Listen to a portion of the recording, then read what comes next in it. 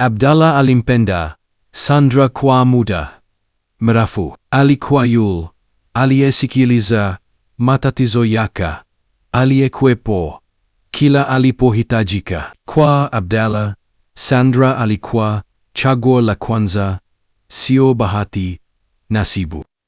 Lakini kwa Sandra haikuwa.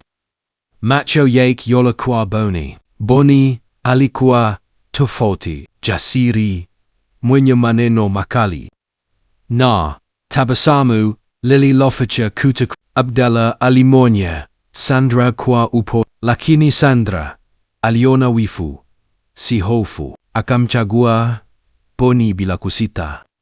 Akamwacha Abdallah na maswali yasiyo na majibu. Muda ulipita, mapenzi yakageuka maumivu. Ahadi zikawa hewa, ujumbe ukaacha kujibiwa. Hatimaye Boni bila maelezo. Ndipo Sandra akamkumbuka Abdallah, mchanganyiko wa tumaini na hesha.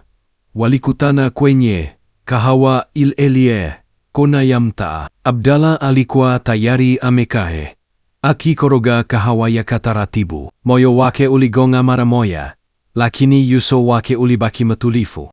Alimwambia ukweli ambao Sandra hakutaka kusikia, kwamba hakumuumiza kwa sababu hakumchagua, bali kwa sababu alimkumbuka tu baada ya kuahwa.